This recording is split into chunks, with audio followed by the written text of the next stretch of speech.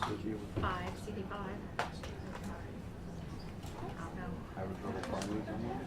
I think that part is easy actually, since we're being confirmed through the Senate to the top to go. And they're actively saying we won't confirm this person. I mean, allegedly. Okay. Supposedly. Interesting.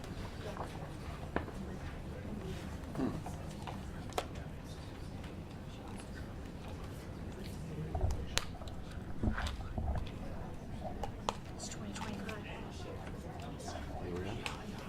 It's 2025. 1999. You remember 1999? Remember Y2K? Y2K. Especially your generation. That was the early example of fake news. Yeah. Oh, Y2K, so all the world's going in. Yeah. Maybe computers aren't quite that stupid. Chad, do you know John Hester? Her name, I don't know personally though. Remember Yeah. Camp case?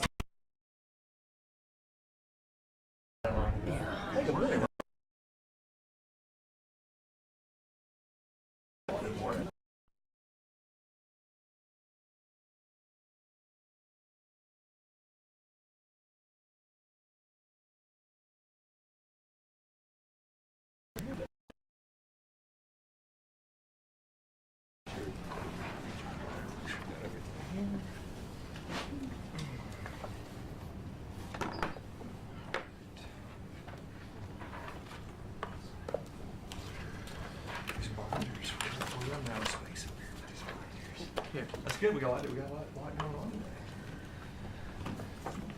Okay, well, I'm going to go ahead and call us to order.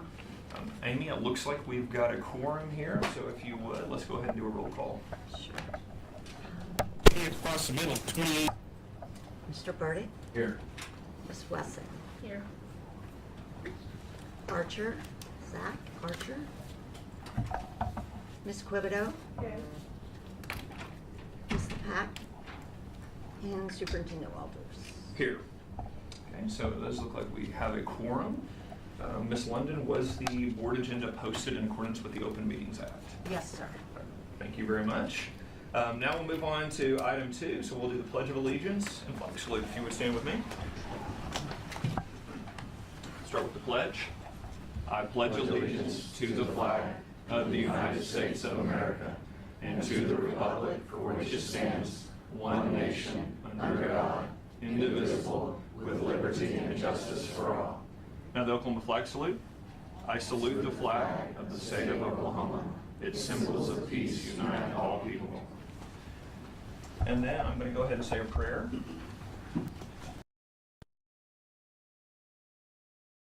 Providing education.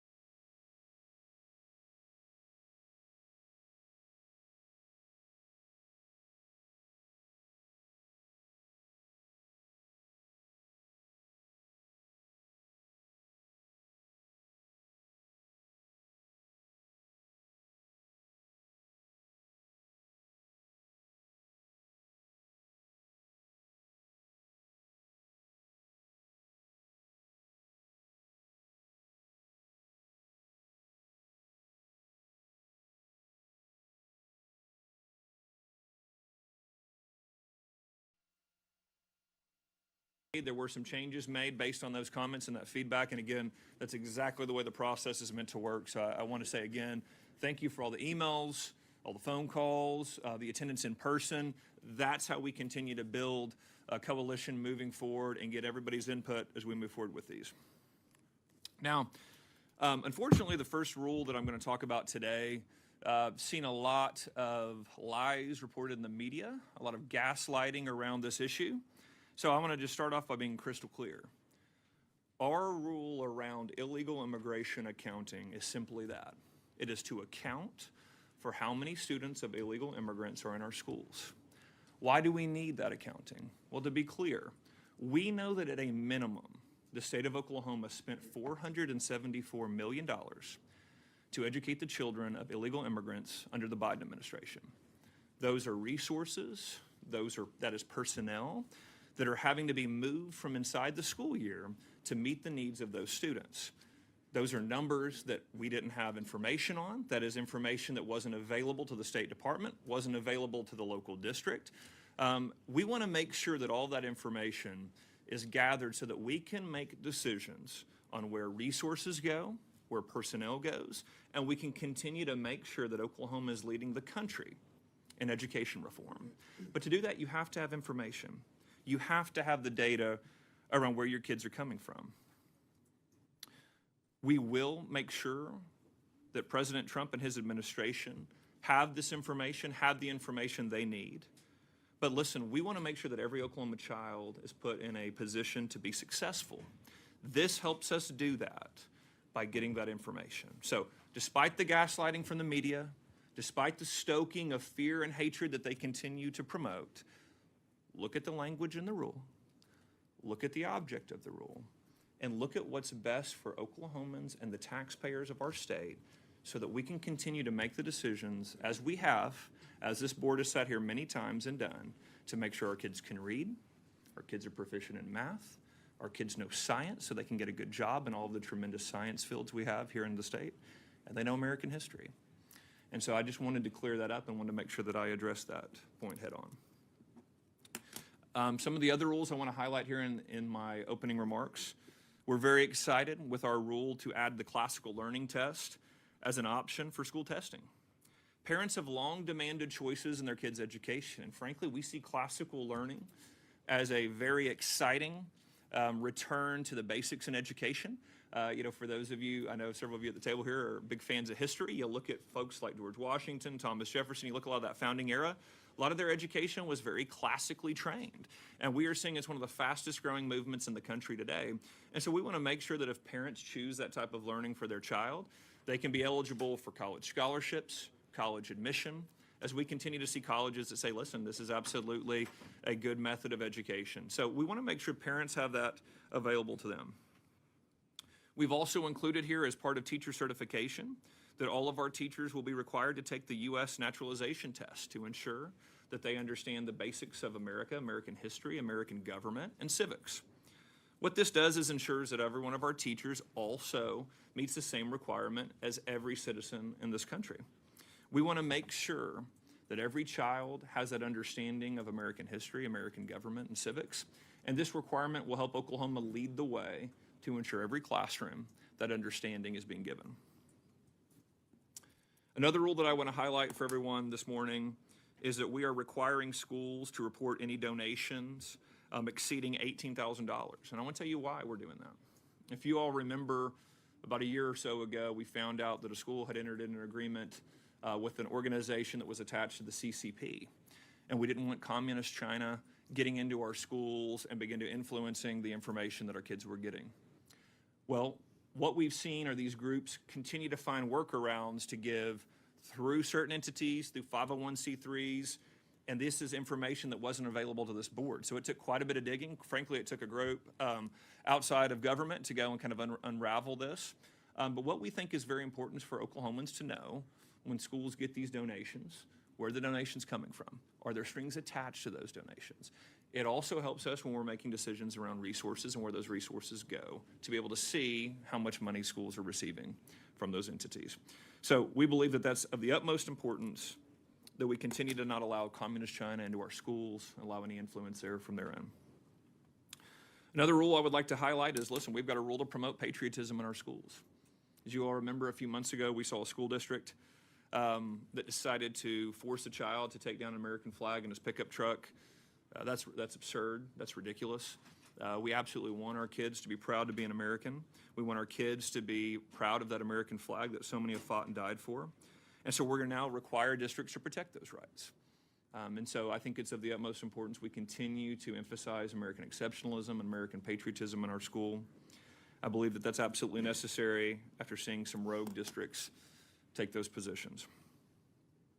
Lastly, the other rule I'd like to highlight this morning is we want to continue to emphasize school safety. I want to applaud this board for taking unprecedented action to removing child predators out of our schools.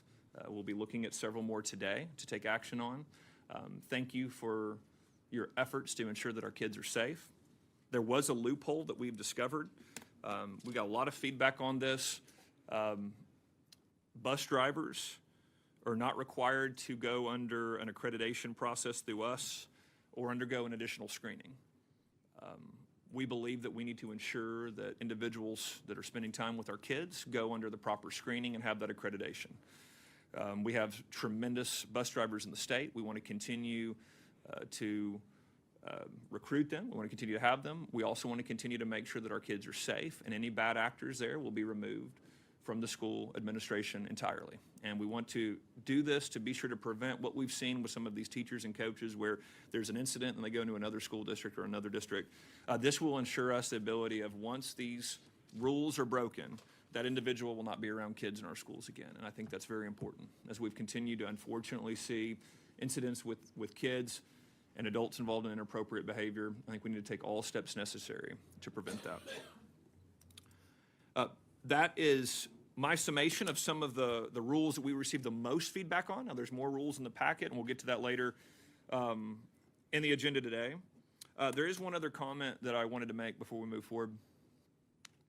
There's much to be excited about with this change in direction with the Trump administration coming into place. We'll have many updates for the board as the Department of Education continues to flesh out. There's a nominee there for Secretary of Education that has not been confirmed yet. So we're hearing preliminary thoughts and ideas, but until that individual is in place and we see that action, we're just preparing. We're in constant communication with the Trump administration, but we'll let that play out. The same goes for the nomination of Robert F. Kennedy Jr. We are very excited about where they are talking about taking nutrition, especially for our children.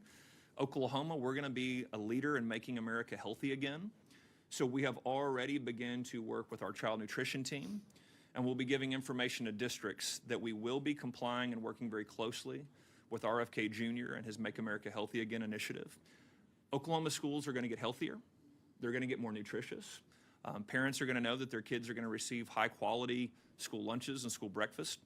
I think that's an imperative commitment that we need to make to the parents of Oklahoma, and we will be doing that. And again, we look forward to some future announcements on partnerships with RFK Jr. and his administration once he's confirmed. And we will continue to keep the board updated as these changes are coming about very quickly. But I did want the board to know we are actively working with the administration.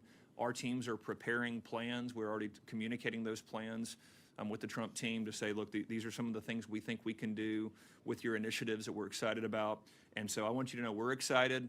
We are hard at work there. And again, as soon as those plans become fully operational, we'll let you all know. So I just wanted to preview that a little bit with you this morning.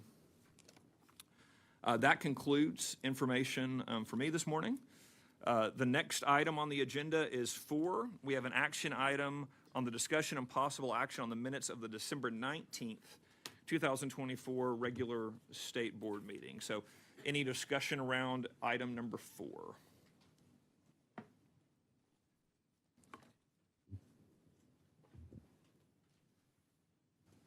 I move approval of the minutes. Yes, sir. So we have a motion. I'll second.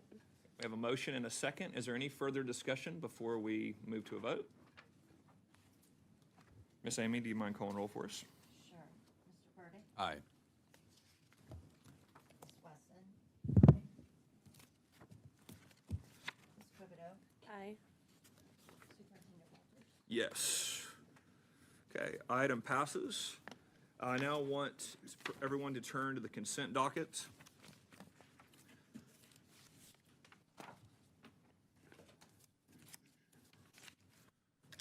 Trying to find it here in mine.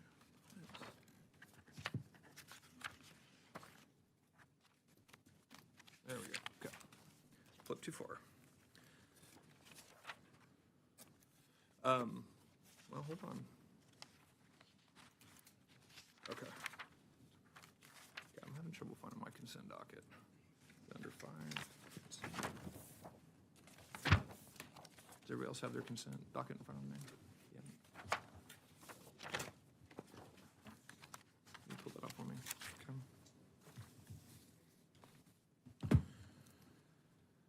Okay. Are there any questions around possible actions around the items before you with the consent docket? I did not have anyone. Michael, was there anyone who reached out to pull anything off the consent docket, as far as you know? No, sir. No one reached out to legal. Chad, anybody reach out to you guys?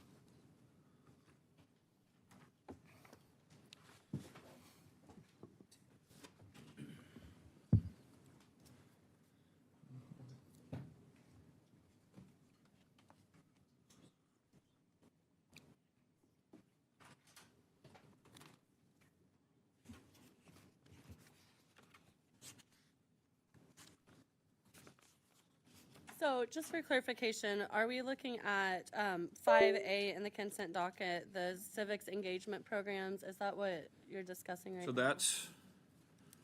that is the first, yeah, so we have, I'm sorry, just to be clear, we have that item. Will that be all under the consent docket then, Amy? I believe that's it. Yes, it is.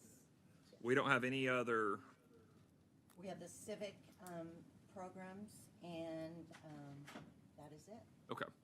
So we don't have any applications towards the waivers or anything like that, exemptions? Okay.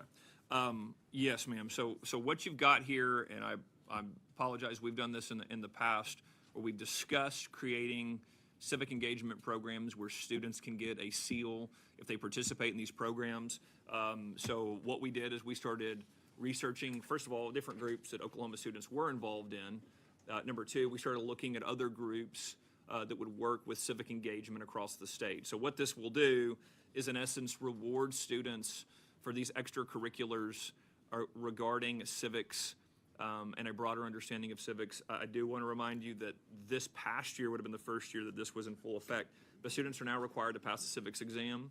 And so this is to help also encourage along those same lines. So yes, we are requiring it. We're also trying to get more of these programs, students enrolled in them, and also highlight students that participate in them. So as you know, with the history standards that you guys will be taking a look at next board meeting, the civics exam that's now required, this is part of that overall plan to increase civics engagement, education into our schools. And so that's where we try to do a pretty holistic list there. Again, a lot of these can be created locally. You'll see some of them have national connections. Some of them are very localized. So if they want to create a history civics club there locally, we give school districts the ability to do that too. So the goal here was to provide a lot of flexibility of what these programs can look like, but also making sure that they are civics minded to make the seal show that level of understanding, engagement. And again, we think that's an appropriate way to encourage students becoming more involved. And so just to clarify, this isn't something that's required, it's optional of students to be involved in one of these activities. Correct. This is not a requirement. It's an additional. Not a Okay. requirement. Thank you for that question, Katie. So civics exam is required.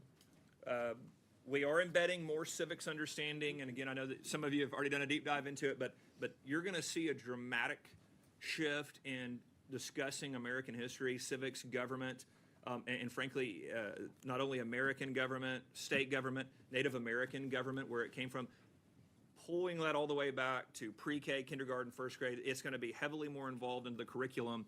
This is, again, not a requirement, just something we think helps capstone all of that to say, and if you go above and beyond and you're engaged in these type of programs, we want to offer you a civics engagement seal to say this student went above and beyond that even more. And again, you all know, as we've continued to look at, we want to make sure that certain things are required so that parents know that their kids are getting this type of education. we also want to continue to incentivize those to go above and beyond. And so this was our way to do that when it came to civics. Good question. And another question, these organizations are they a mix of organizations that have interacted with the schools before and some new? Is that basically what we're looking at? Yeah, so what you see here, these are 501c3, so these are nonprofits, or they are allowed to be created by the school themselves. I'll point to you to like the teen board or student representative on a nonpartisan civic board. We also have the I'm sorry, there was another one here. The History and Civics Club that's created locally. So Key clubs, I see. And exactly. So it's trying to make sure that if we've seen students involved in these programs already, we want them to add to the list. If we've seen these programs that have been successful in increasing engagement across the board, maybe in other states, and we've seen them start in our state, we include them as well. And then thirdly, the other bucket is an encouragement to create your own. So again, if a school district wants to create their own civics club, civics program, we also want those kids to be rewarded for it. Again, starting a new club or organization, that takes time, takes effort. And so we can help recognize that too in this program to help that continue to move forward. And frankly, we've seen this. We've seen a lot of schools that do this, but this gives that real reward for it and acknowledgement that we do appreciate students that are more civically engaged, and we appreciate districts that are taking, adding an investment there and putting a true emphasis on that. great, thank you. And are these for high school students, or what age does that? Great question. So there's nothing that stops students from doing this before high school. But the seal, the acknowledgement for the child will come from a high school involvement. But again, I do know districts that do a lot of these programs. You'll see junior highs and down even earlier. I've been really impressed with some districts that do this all the way down to elementary level with real civics engagement. And again, I do want to point out, I'm not trying to put the cart before the horse, but on our standards that you all will see next month, you are going to see much broader conversation with students in kindergarten and first grade of what does it mean to be a citizen? What are the roles and responsibilities of being a citizen? And part of that is to continue this discussion very openly with students about America, Oklahoma. What exactly does that mean? What does history tell you about how did this country come together? Things like that. So the more that we can encourage it before that, we will. But this particular seal is for high school involvement.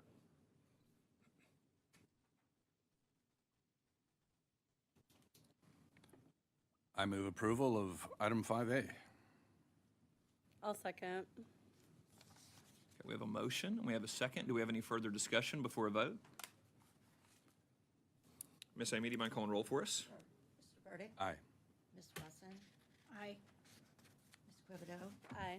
Superintendent Walters? Yes. Motion passes.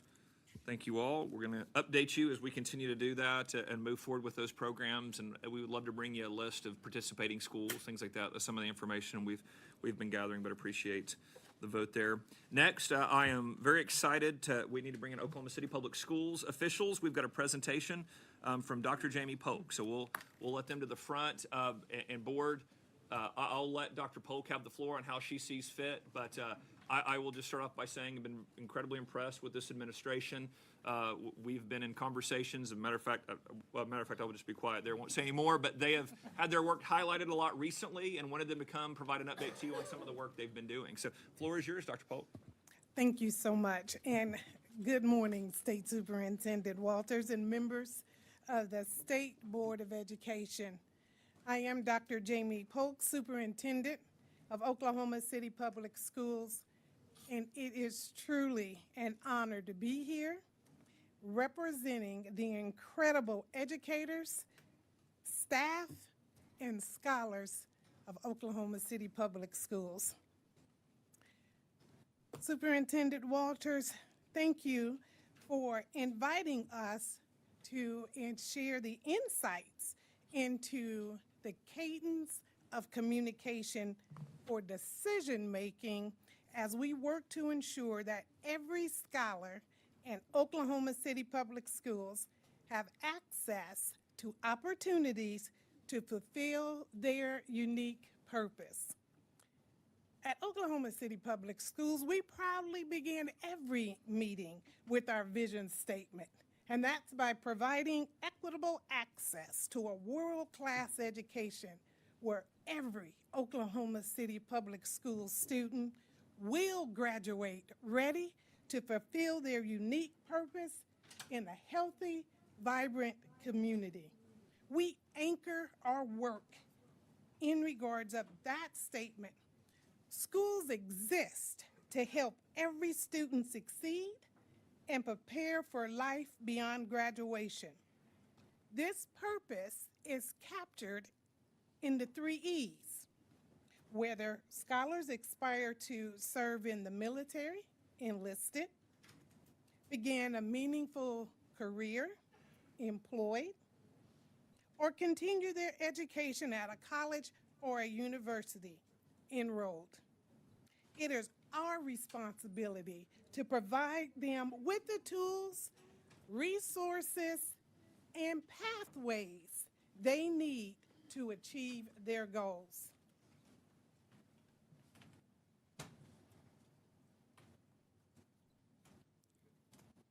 We help her, I think she's trying to get, there you go. Thank you. I'd like to take a moment to recognize our school board members who are present today. Paula Lewis, our board chair, and Lori Bowman, our vice chair. As we wrap up School Board Appreciation Month, I'd like to recognize and thank you all for your service as we serve our students, but also all the educators and school board members across this state. Building on this leadership, it's important to reflect on the rich history and legacy of Oklahoma City Public Schools. It's a legacy deeply woven into the fabric of this great city, while also recognizing the vital role that our cadence of communication and decision-making plays in shaping our future and sharing our collective story. For many years, our school has been more than just places to learn. They're places of hope and opportunity, helping Oklahoma City grow and succeed. This proud history shows how much we care about our teachers, our students, our families, and our community, and how deeply committed we are to building a better future for everyone. It's truly an honor that our district carries the name of the city we proudly serve, a name that stands for strength, progress, and hope. I often say, as OKCPS go, so goes our city, and even our state. That means that the success of OKCPS isn't just about our schools, it's about the success of our entire community. The work we do at OKCPS is more than teaching lessons. It's about lifting up all of Oklahoma City.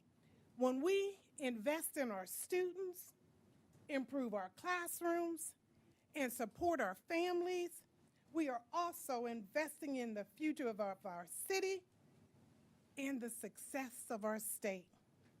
This responsibility reminds us how important it is to work together. Students, families, teachers, principals, and community partners all unite together to progress and build a brighter future. To truly succeed, we have to make sure every voice is heard. That's why we focus on putting students first, supporting our principals, protecting our teachers, and empowering our support staff. Everyone has a role to play in shaping the future of our district. But listening to and valuing every voice, we do create trust, teamwork, and a shared responsibility to reach our goals and fulfill our vision for the future. At OKCPS, we believe that every voice matters. That means we're committed to listening to our students, families, and community to make decisions that reflect their hopes and needs, Whether it's through conversation, feedback, or even standing up for what they believe in, we know that every voice helps shapes the future of our schools. Because our district is so big, it's important to have clear systems in place to make sure everyone is working together towards the same goals. That's why I've created space like regular cabinet meetings and instructional leadership team meetings. These meetings are a chance for us to come together, solve problems, and make sure all the pieces of our work are connected. By working as a team, we make sure everyone and everything we do supports our students. We know how important it is to listen to what students and families have to say. Their ideals and concerns remind us why we do this work every day. Recently, we've seen just how powerful student voice can be when they, our students, spoke with our local legislators. And it reminds us that when we keep listening, we learn from them also. Families are also a big part of sharing their thoughts and helping us stay focused on what's best for their child. Our commitment to listening and engaging everyone's voice is just a guiding principle. It's a practical approach to how we measure and achieve success across our district. Key progress indicators are essential tools for tracking and improving student outcomes. These KPIs, academic achievement, academic growth, graduation rates, English language proficiency assessment, post-secondary readiness, and chronic absenteeism are directly tied to the school report cards, making them central to our accountability and progress. By actively engaging our stakeholders, including students, families, and educators, we ensure their voices shape the strategies and actions needed to meet these goals. Through regular communication and collaboration, we align these efforts across our entire district to drive continuous improvement and transparency. This shared approach fosters a sense of ownership and accountability while addressing the unique needs of each student. Together, we all use these KPIs as a way to monitor and strengthen how we approach tomorrow. Now, it is my pleasure to introduce someone who has been instrumental in ensuring our progress for aligning Oklahoma City Public Schools with these KPIs. Alicia Suffield, our Assistant Superintendent, brings a wealth of experience and passion for connecting our district's vision with actionable steps that make a difference for our scholars.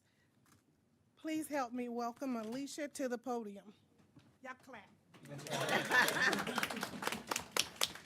Good morning, good morning. Thank you for the opportunity. What a pleasure it is to just be before you and get to talk about some of our work, where it's having an impact on improving student outcomes for OKCPS, and share our story. So as we continue to prioritize improving student outcomes by maintaining a laser focus on the KPIs that Dr. Polk mentioned, she shared about our intentional strategy around our systems of communication. It's critical to our success that we ensure alignment, collaboration, and accountability across all of our stakeholders. We've applied this strategy of communication through one of our task force that we put together as early as July. Dr. Polk and I took our seats July 1 and July 17th. We brought together community members to build an attendance task force. We engaged our partners. We invited others to the table to have this larger conversation around our KPI of chronic absenteeism. Oklahoma City Police Department, the Chamber, our District Attorney's Office, OU Health, and local nonprofits such as the United Way were brought in so that we could create this shared understanding around what is chronic absenteeism and what is the impact not only for our students, but for the workforce when we've identified that our students have trends and patterns in their attendance. After we had that conversation, just raising awareness around what our current reality was in OKCPS, our next conversation was with kids. We engaged about 50 students from across all 6 of our comprehensive high schools to say, we need to hear from you. We can talk about and design strategy to try to improve this, but unless we really listen and understand and identify the barrier that's impacting you or keeping you from coming to school, we're going to miss it. At this first meeting, we listened. Just tell us, why is it a challenge? Why is it difficult to come to school? What's keeping you from coming to school? And in that space, we provided them with their own personal data. They each had a sheet around what their attendance was for the first quarter, by hour and by month. And we asked them to establish some personal goals. Take yourself from where you are and make a goal that's personal to you to be better. So whether that was improve your first hour attendance and be at school every day on time, improve your tardiness around coming to that first class that's after lunch, but you make a personal decision about what do you need to change about your behavior to try to address this problem that we're seeing. We recognized with our kids that this is not an Oklahoma City problem. This is not just about you. This is a problem across our state or a challenge. It's a challenge across our country, but we really wanted to empower them to help us be a part of the solution. These were short goals, about 30 days. We brought the kids back together. We told them there was going to be an incentive. It wasn't a huge incentive. It was a $25 gift card that one of our community partners contributed, and 12 of those 50 kids met their goal. We were super excited. The other important thing that was fascinating is that Dr. Polk and I ran the attendance of these 50 students the very next day after we had this conversation, and collectively their attendance as a group was better the next day than it had been the entire year. So just because we engaged them in a conversation and listened and said, we see you and we see that there's a struggle, we saw a change in the behavior. So although 12 didn't reach the 50, 12 was our start. So at that second 30-day check-in point, we celebrated the kids that met their goal, gave them their $25 gift card. We said, so those of you that fell short and didn't meet your goal, that's okay, but let's talk again about what were those barriers. What was amazing to me was the shift in language. I needed to set my alarm so I could ensure that I was at school on time. I needed to share my goal with a parent or a family member or a friend at school so they could help me be accountable. It was a shift from a they and what were the outside contributing factors to ownership of my behavior and taking control of my educational opportunities, which is amazing, just that we could have this mind shift change in just such a short period of time. So we set another 30-day goal. Okay, here's your data from the last 30 days to now. You know what your previous goal was. You've identified the challenges that were barriers from you achieving this goal. Set another goal for yourself. And then we said, these are also the interventions you told us that would help you and others like you at your school that are facing this challenge. We connected the feedback that kids provided us with best research practices around combating chronic absenteeism. But then we gave it back to the kids and we said, but we want you to design it. So one of the high research strategies around chronic absenteeism is mentoring and mentorship. But we said, what does that look like? Who do you want to be mentored by? Is it a peer? Is it somebody from the community? Is it a trusted adult or staff member at your school? So we're excited to bring them back again at this next 30-day checkpoint, see how many of them have achieved their goals, and for their voice to be lived out in the plans and the designs that they have created or thought through as an intervention for their individual high school campuses. The next piece is we'll invite our community partners, the same community partners that we started with in July, back to the table. And we're going to share with them, this is what kids said. And this is what kids said would be the most impactful intervention at their high school to help combat this problem. Where can you step in? So that they can see themselves and what's appropriate, whether that is incentives, whether that's mentorship, or something else to help us with this problem. We continue to empower school leaders by consistently sharing their attendance data back. This work is led by our attendance advocacy coordinator, Ariel O'Shield. So we have a person that feeds our leaders that data to begin to drive improvement. And then we're educating our community, our families. Do parents really understand the definition of chronic absenteeism and what it means? Really working to dispel the misconceptions that, oh, only missing a few days doesn't really matter, so that they understand how every minute, every hour, every day could potentially have harmful effects on each individual student's academic growth and achievement. So this enhanced communication strategy has really been essential in us being intentional about what we're saying, who we're saying it to, who we're listening to drive to a solution that benefits kids individually, but benefits campuses and improves our KPI around chronic absenteeism. Y'all clap for Alicia. All right. As I wrap up, I do want to take this time once again, State Superintendent Walters, thank you for the invite to start our story collectively. We need each and every one of you. We believe together we will make OKCPS and Oklahoma City the first choice. As we support our students, remember to take care of yourself and each other. Thank you. Thank you, Dr. Polk. And if you would, if you could stay up there, guys. Very good. Excellent. Yep. I'm sorry, I didn't mean to sorry, my timing was off. Didn't mean to step on the applause line there. I know some board members had some questions. I also want to follow up with a couple as well. Does anybody want to kind of kick us off here? Great presentation. Thank you for bringing everybody with you as well. Great to see some members of the board here as well. So you guys have any questions to kick us off with? I do. Yes. Thank hi. you for being here. Thank you for all you're doing. So we have here that 71 languages are spoken in the Oklahoma City Public School District. And at our textbook committee this summer, that was a top selling point, was how many languages textbooks came in. How are you handling that influx of students specifically that are non-English speaking and preserving the integrity of our English speaking students so that they're not pulled backwards as we're helping all these students who don't speak English? Yeah, 100%. And we often say that our greatest challenge is also our greatest strength. So it actually depends on how you look at the 71 languages. It is a barrier, but it's also an opportunity in order for us to learn from each other. We're fortunate enough to have a welcome center, an enrollment center. We have several who speak different languages. I often share a story. We were at a listening session, and it took 4 people for us to communicate with a parent. It literally had to be translated through 3 different languages in order for us to be able to communicate.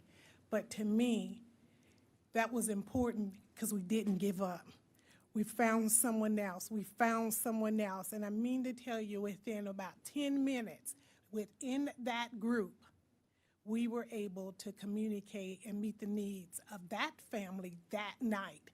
And so it's a challenge, but it's also an opportunity for us to grow. Thank you for that. And on your key performance indicators, how does parental involvement play in that? It wasn't listed up there, but I know it's important. Yeah.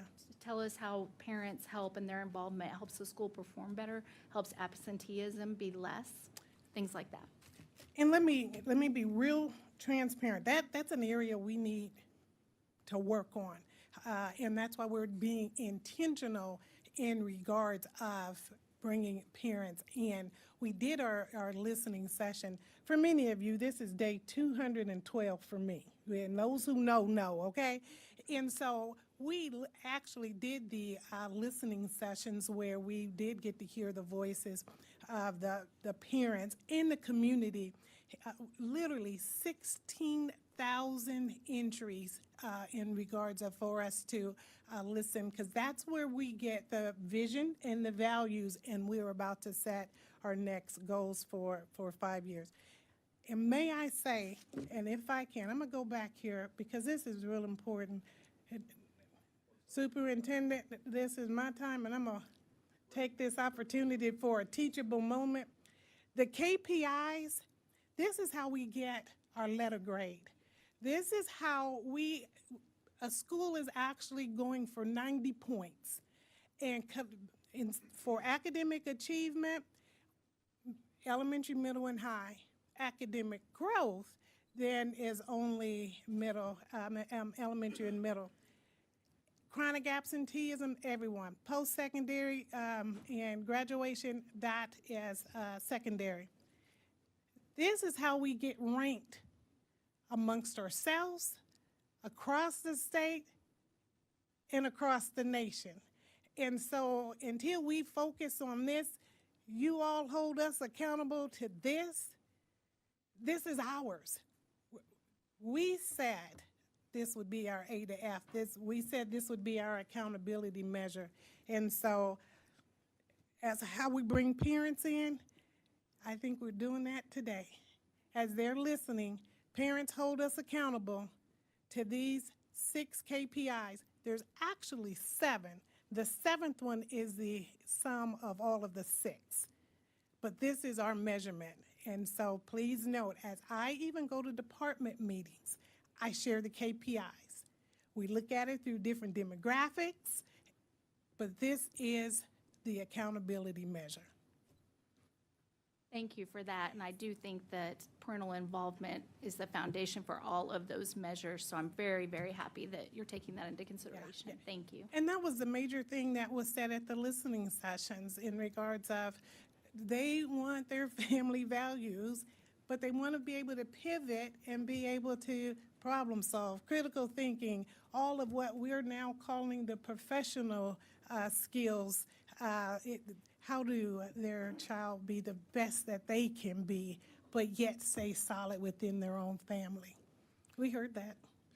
I would also like to point out on that point, Board Member Wesson, Oklahoma City Public Schools is as transparent and as upfront on this. Hey, here are the measurements. They push this out publicly. They're not scared of it. They don't run from it. I do want to applaud them for, taking head-on accountability, transparency, going parents. These are the indicators. Here they are. I'll be frank. There's times where you see some districts that run from that. They have not. They've put it out front. We know we want to get better, but here's all the data. Here's all the information. They do a great job of pushing that out to the parents, but to the public at large. If you're a taxpayer in Oklahoma City, this stuff is very front and center from Oklahoma City. That's important. I've heard a lot in the post-COVID world how parents don't feel like they're welcome at schools anymore, and I hear that so much. And we just always want to be welcoming to them. They're an important part to partner with you all to get the best results for you from individual students, which matches up to the best results for that district too. Thank you. Dr. Polk, first of all, I want to commend you on your commitment and your enthusiasm. I'm excited for the kids at Oklahoma City. Love what you're doing. So I'm going to ask you a question. It's a broad question, and it is inspired by a teacher that made this statement when I went on a tour with Superintendent Walters about a year and a half ago. And I recognize you have a very diverse student population with a lot of different aptitudes and skills. But here's the question.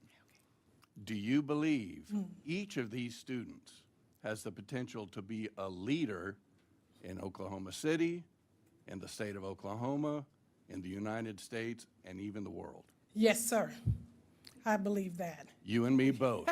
And I love that. Yes, sir. I thought that was going to be your answer. Yes, sir. Because these kids, as we know, they're different. Yeah. But they all have enormous potential, and it's our job as the adults in the room to help them realize that, whatever it is. Yes. And if we take that attitude, and I want to be your partner on this you. board to you. communicating to our kids, you're a leader in the world. Yeah. So let's help you find where you're going to lead and bring out your best. Thank you for that. And please note, which you'll hear us talk about student voice, but when we talk about student voice, we are actually helping our students with student voice. When our students had an opportunity to host the legislators, a couple of days prior to that, Kendra Horn actually did a workshop with them in regards to how do you shake someone's hand? How do you look them in the eye? And I mean to tell you, that's how we make a difference. And we have the starfish rule. We do it one child at a time. We're going to do it.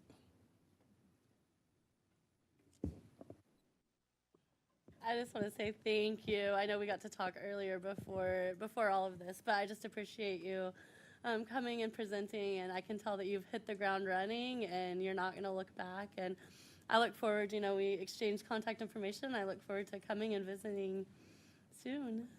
Thank you. Superintendent, do you mind telling us a little bit about, I noticed that you guys made at the last board meeting an announcement around the teacher empowerment program. Can you give us a little bit of an update of what you guys are working on with that? Yes, we're excited in regards of the teacher empowerment grant.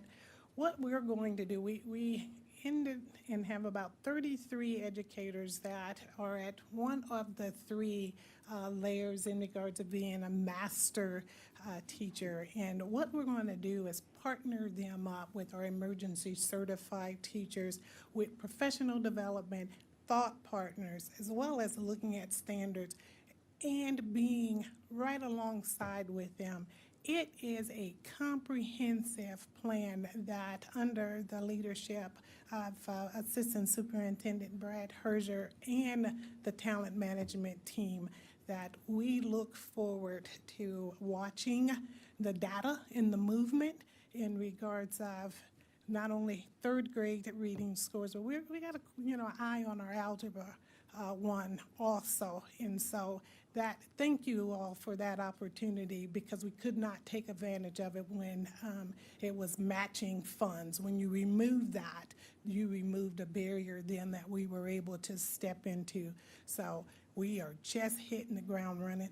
Several of our first-year superintendents are listening and watching one today, and I mention and say that we have been able to share that resource with them, so I believe many more will have an opportunity to see that pathway we have taken for them to also. And I would like to start by thanking the Oklahoma legislature that first of all created the program, and then, to your point, gave districts some added flexibility. And frankly, we love what Oklahoma City Public Schools has done. We've been sharing it with other districts. I think you guys do a great job of identifying needs, identifying some really great high performers in your district and saying, hey, these are some high need areas, so you're going to be some of the folks that we empower. So thank you for your work with that, and thank you to the Oklahoma legislature for providing a really innovative, unique program. It's one I get asked about a lot from our colleagues from other states, that they're very intrigued by it. So I appreciate Oklahoma City Public Schools taking that on. I just have a few additional comments. I'd like the board to give you a little bit of context to some of the work she's been doing. And first of all, you hear me talk a lot about F schools. I'm very critical of schools that are underperforming, want to see them catch back up. There has been no district that has done a better job of getting schools off of the F list than Oklahoma City Public Schools. The numbers bear that out. The plans that they use bear that out. And look, we all acknowledge we don't want Oklahoma City Public Schools to have any F schools, right?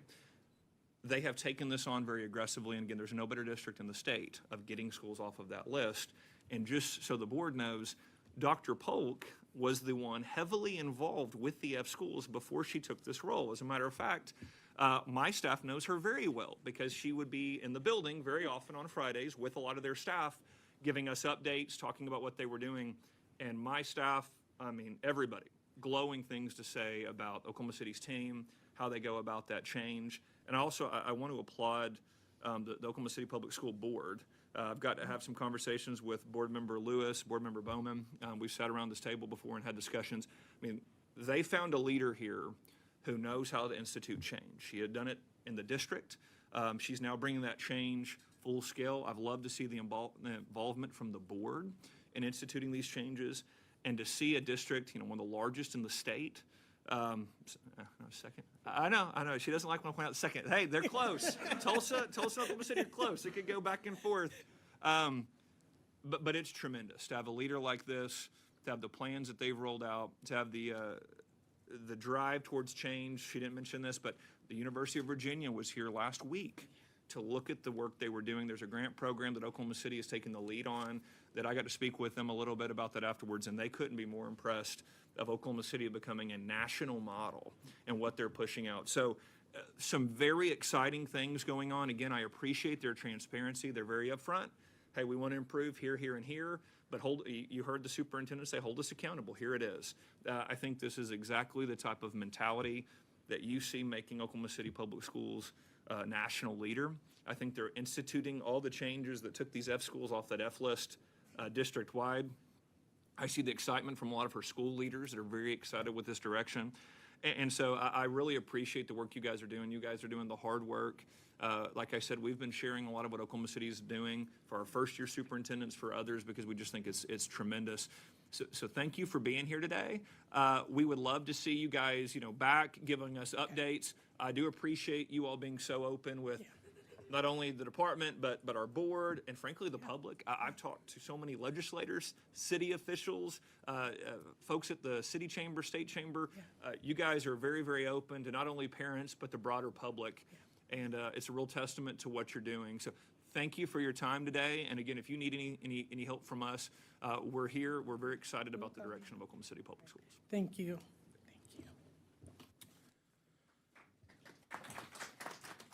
We'll let the OKCPS folks take off. It looks like we've got next on here. Do we have anybody to present? Dr. Polk.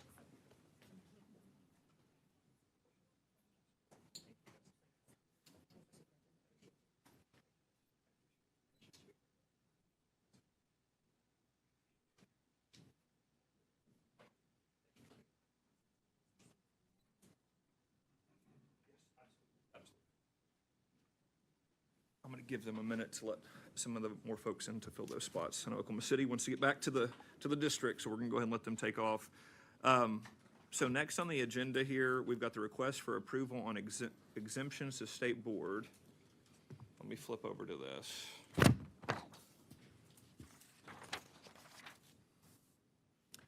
So give me a little bit of, we've got this list here in front of us. Has anybody reached out, Michael or Chad, about pulling anything off of this list or any concerns? No one's reached out to Legal Services Division for the OSDE, sir. And not for us either. Yes, sir. I know it's a lengthy list. If there's anything that you all would like to pull off for another time to discuss, these are turned into us by the local districts. So that's what these exemptions are in regards to. So I know it is a lengthy list. Did not have anybody that flagged for us, whether it was the local district or any board members of any of these. So as far as we know, as of the start of the board meeting, we didn't have any kind of concerns that were brought into us on this front.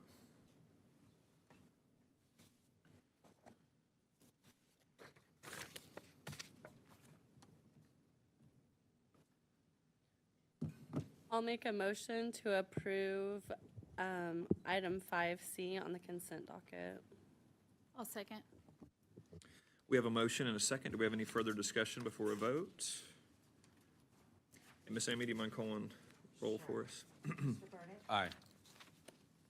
Wesson. Aye. Ms. Quivital. Aye. Superintendent Walters. Yes. Motion passes. Thank you, board. And I think we've given everyone time to kind of resettle. So next, I'd have you turn to item 6, accreditation standards. We've got a couple of charter schools here. I'm going to kick it over to our team to kind of give some context here on the vote in front of you today and give us a little bit of an update of what's been going on here in the last couple of months here. So go ahead.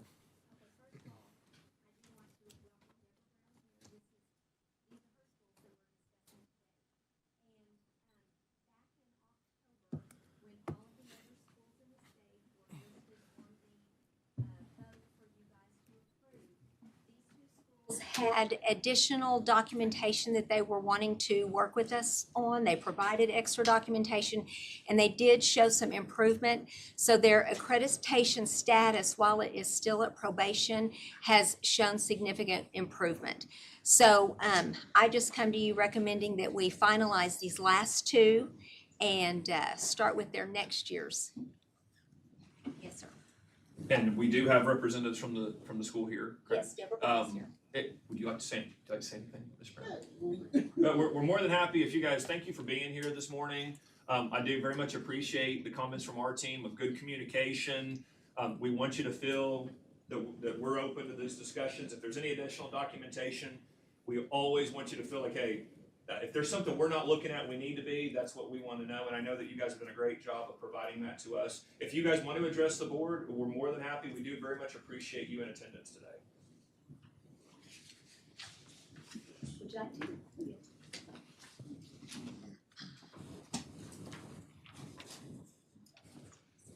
Yes, good morning. Good morning. Yes, thank you, Superintendent.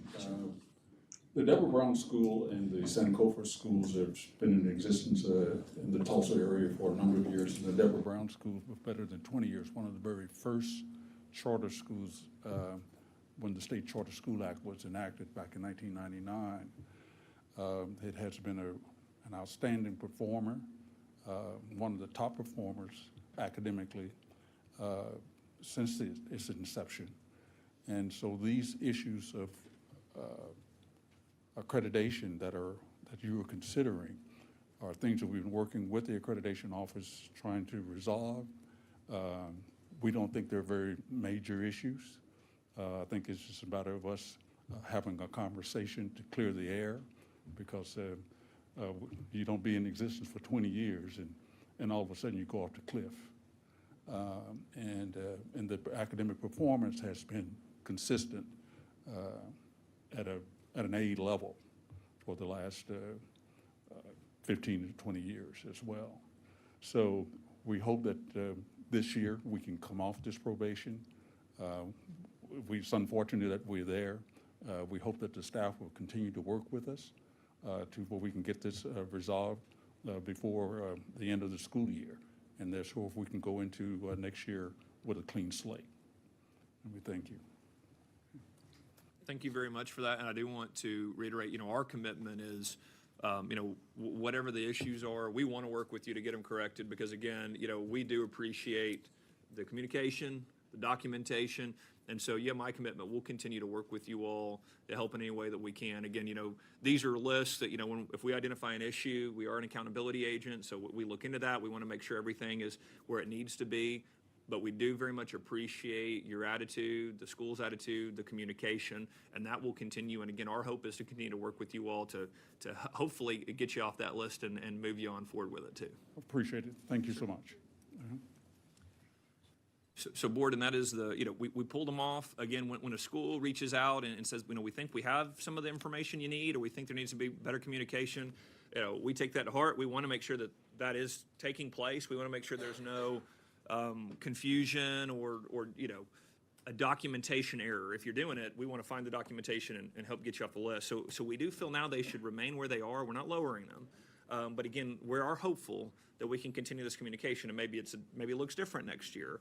But so the recommendation today is probation, right? Correct. And this is where they were last year. So we're not moving them back. We're just, until we can kind of clarify some of these issues, that's kind of where we have them right now. And again, we do appreciate the district's willingness to communicate, provide extra documentation, and continue to work with us over the last few months. I would say I'm excited about the progress. Congratulations for that. Thank you for this report. Again, to reiterate from the last folks, your commitment and enthusiasm is also well received, and I am confident that by this time next year, we're going to have those things removed. So I would like to move approval to the accreditation as proposed. I'll second that. Thank you. We have a motion and a second. Do we have any further discussion before a vote? Okay. Ms. Amy, do you mind calling roll for us? Sure. Mr. Burdick? Aye. Ms. Wesson? Aye. Ms. Quibido? Aye. Superintendent Walters? Yes. Motion passes. Again, thank you all for being here today, for making the trip, and for the discussions there. Next, we've got legal services from Michael Beeson. If you can present any complaints filed or anything else on that front. With regard to agenda item 7A, there have been no new cases or complaints filed.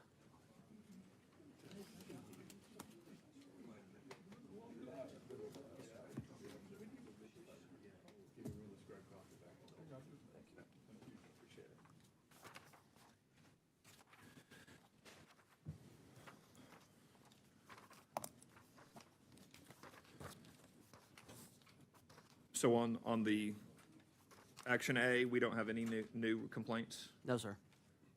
B, let's see, what do we have under action item B here?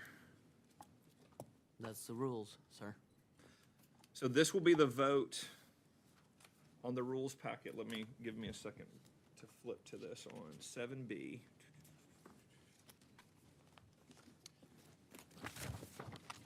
I'm making a mess over here. I would say that I never do that. No, okay. But it doesn't. There you go, sir.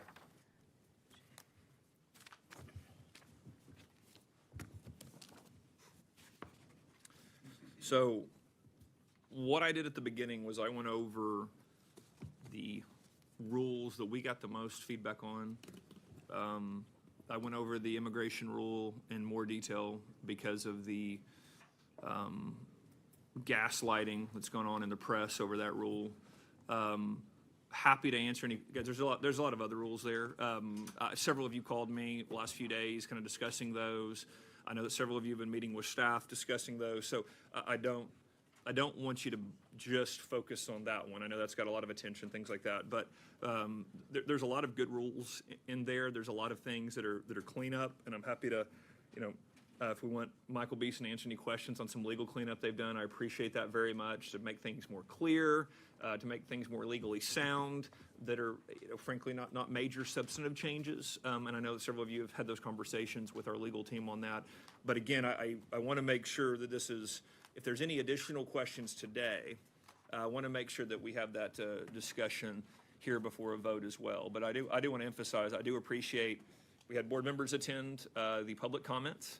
I've seen the email traffic and the conversations with some of you of answering questions back and forth, phone calls from you all about different things with the rules. So the board, I do appreciate, I mentioned at the beginning, the public that's been very engaged and given a lot of feedback. I do want to publicly say also, thank you board members for being so publicly engaged, listening, providing feedback, sitting with our staff, sitting with folks with comments, coming to public hearings, things like that. So again, I do want to appreciate board members for the hours you've spent already on these rules. And again, happy to go down through any of these. I know we're talking about a big packet of rules there, and we've tried to give you some summations of them if we've described them, but there is a lot. So you've got an executive summary there. That would be the second page to help you navigate that, because I know that they're just very large packets around each rule. So whatever questions you may have, comments you may have, happy to entertain those now as we begin to look through the set of rules in front of us here. I have a couple of questions for clarification about the immigration or the status, as far as legal or illegal.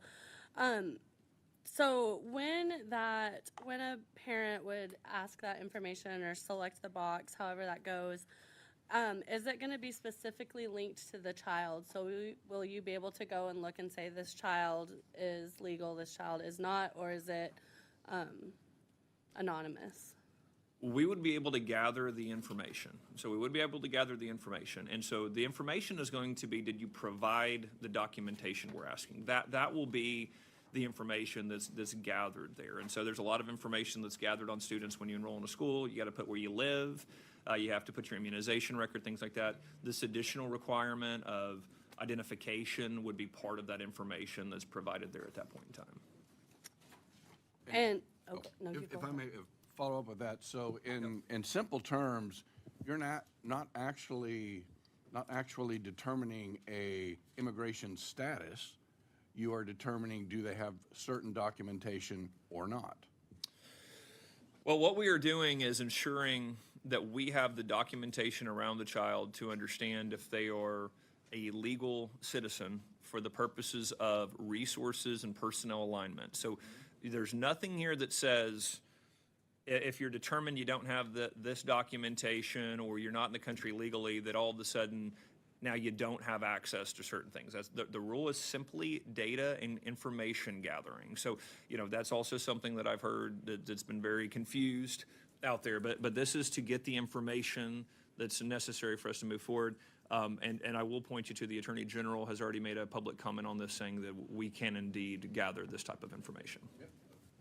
I may be incorrect, but I believe Governor Stitt's legal team said the same thing. Is that correct?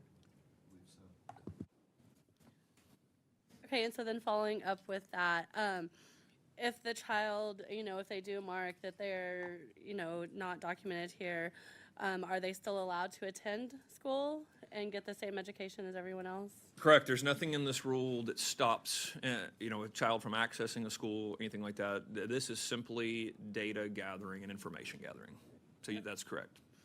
And will that information be shared with anyone that would encourage someone to come in and, let's say there's a school system that does have a large amount of illegal immigrants there, will that information be shared with anyone to encourage them to come in and do a raid of some kind, or, is that going to be shared, or is that all private information here? That'll be information that we keep. We will work with law enforcement. Again, the media's done a great job of manipulating this, but it is a felony to not work with law enforcement on an investigation. So, we will work with, that's outside of my scope. That's not my authority there.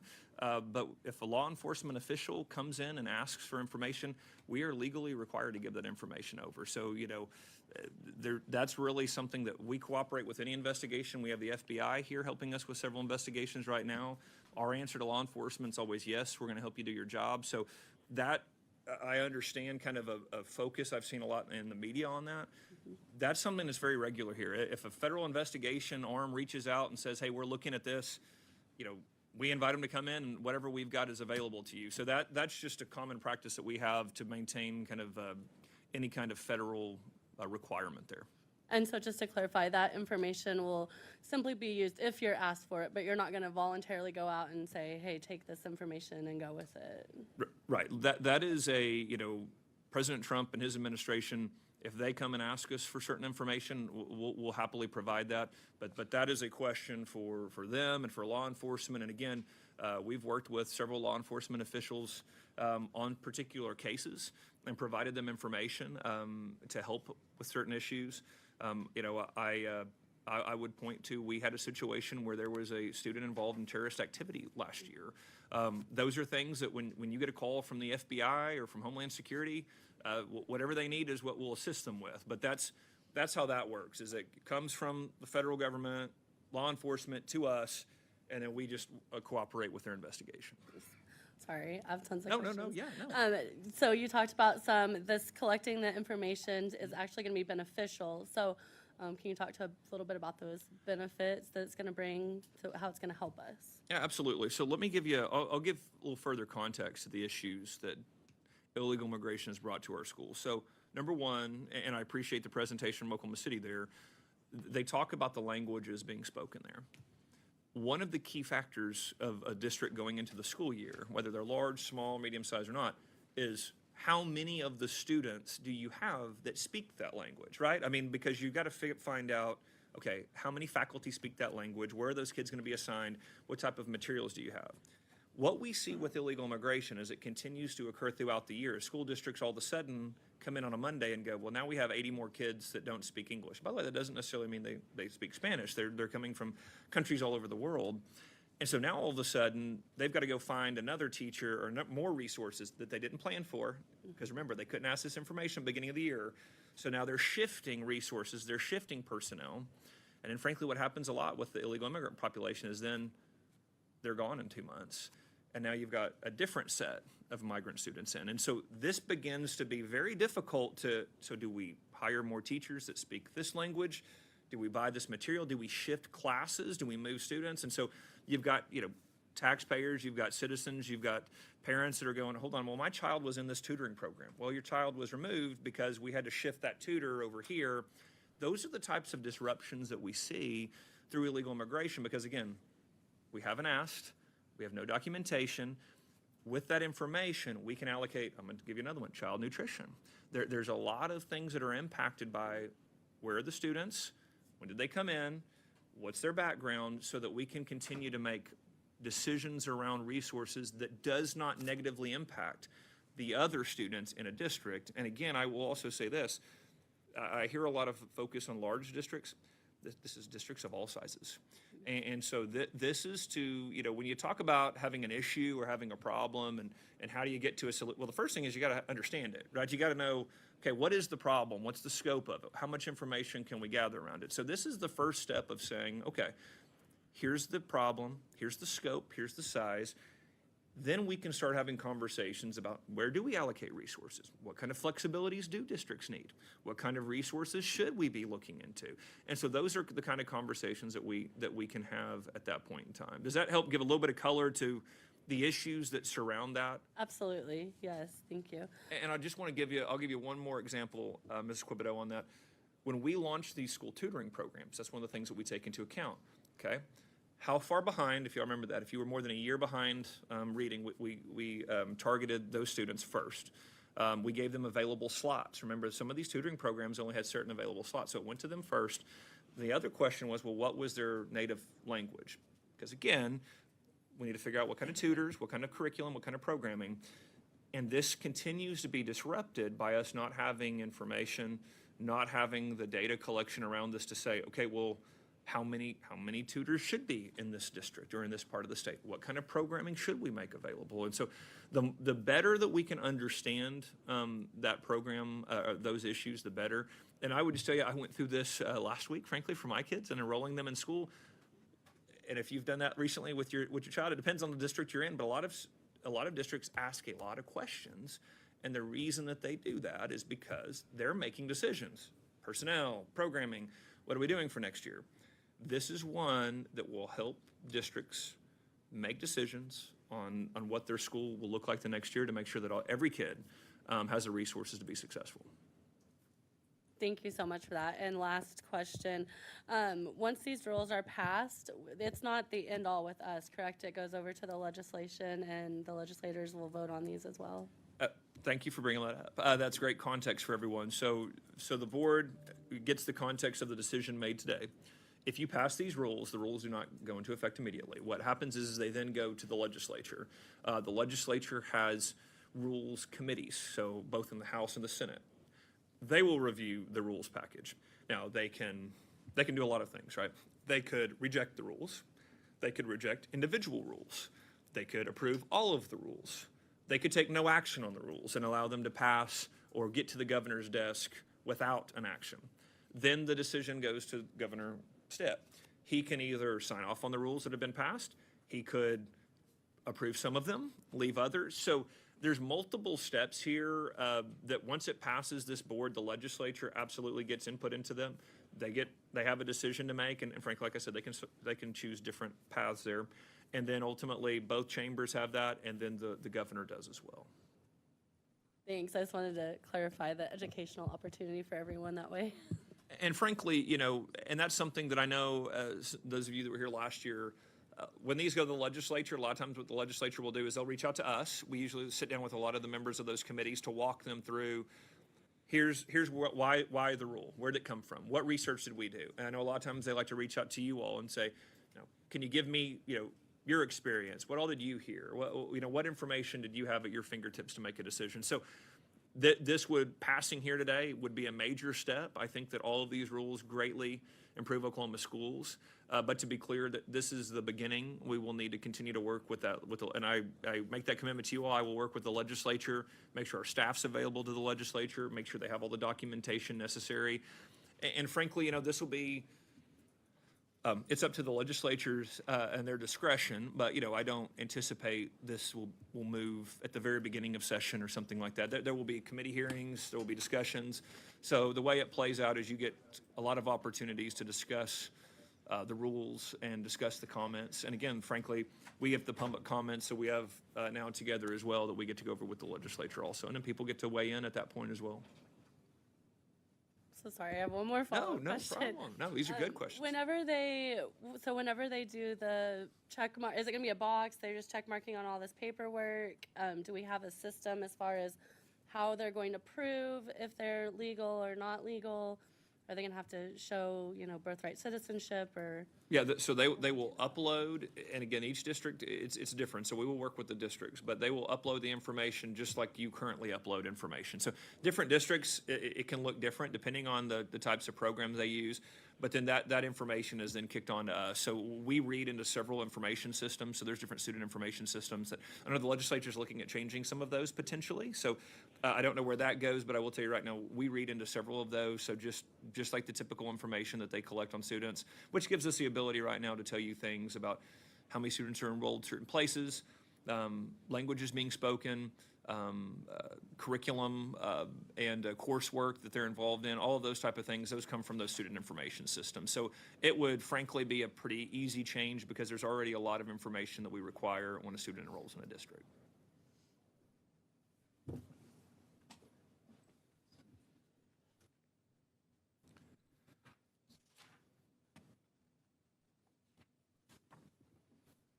I do have one other one I don't want to move off of this one. There's one other one in here that I do want to point out. If you'll look on page, it says, it's on the executive summary, it's under page 11. One of the things that we've heard from certain districts is, you've heard me talk a lot about, I hear it all the time from parents and school districts, that we've got to get student discipline better under control, right? I believe it's absolutely essential for students in our schools to learn self-responsibility, that they need to learn to act right. They need to learn to, be respectful of their peers and their teachers, things like that. And what we've seen is under the Biden administration and other administrations, there was a push to make it very difficult to discipline any child when it comes to a suspension or expulsion or anything like that. Now here's the reality. I want schools, you want kids to be in class, but there are certain behaviors that if they're so disruptive to the class, that student needs to be disciplined and removed from that classroom. We need to make sure that kids can learn and teachers can teach. So one of the things that we're doing on page 11 is saying, listen, if you suspend a kid for some of the reasons that are listed as a necessary suspension, again, you look at things like physical harm, you look at things like major disruptions. If that child is suspended for those reasons, we're not going to turn around and punish the school under their chronic absenteeism. You heard Dr. Polk give a great example of how hey, we want kids to come to school. To me, that's a very different issue of if a kid is being punished for threatening behavior, harming another student, harming a teacher. That shouldn't be used to punish a school like that student is chronically absent. That school is trying to help a kid understand the way that they need to work inside of school, not making a kid chronically absent. So that is a change that we made, I think, is a great course correction from previous administrations to say, we are not trying to handcuff districts on discipline policies. We want discipline in our schools. We want to maintain law and order in our schools. And so that, frankly, is something that we've heard from school districts before of, you guys understand every time we do this, it penalizes us. It encourages us to not discipline bad behavior in our schools. So I think that's a good one that we've had a lot of positive comments on. I did not mention that one earlier.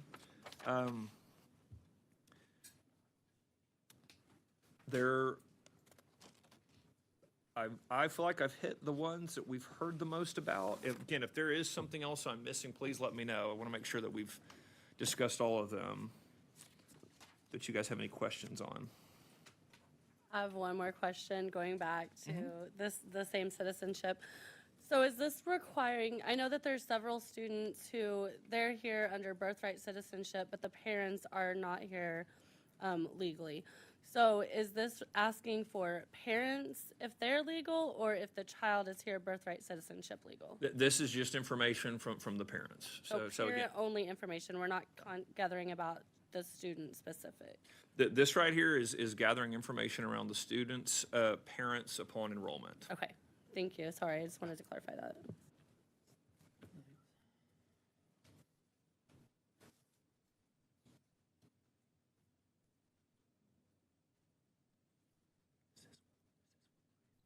Okay. Not trying to get you sick over there.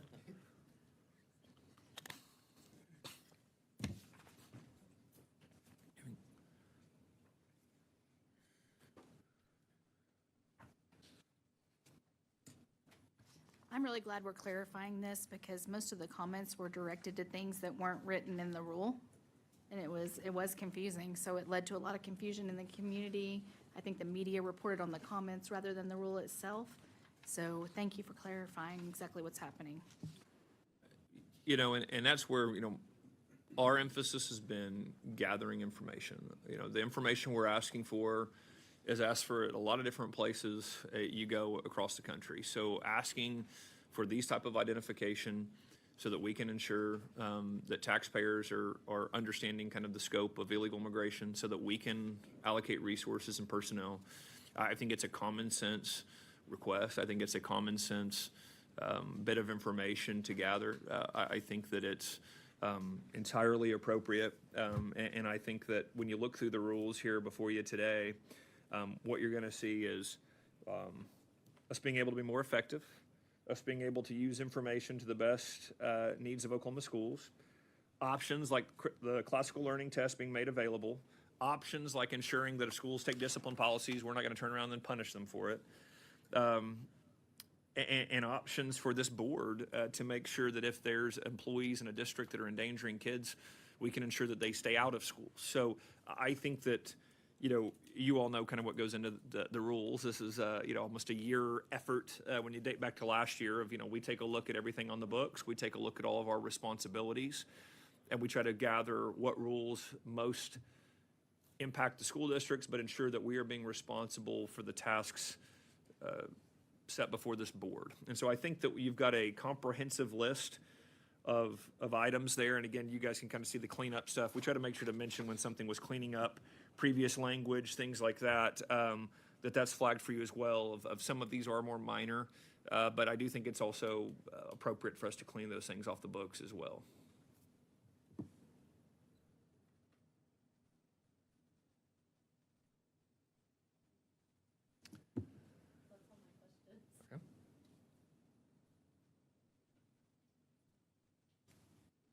I move approval of the rules.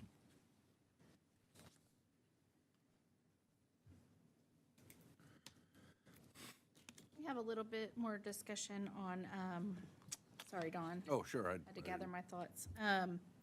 I'd like to pull out the teacher testing regulation 21020-13-1, separate from you others.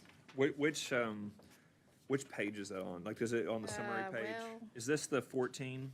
So can you say that number one more time? Is it It's- 2013-1? Yeah, and so it'll be the second to the last page on the chapter 20 staff section. Okay, I thought I was with you.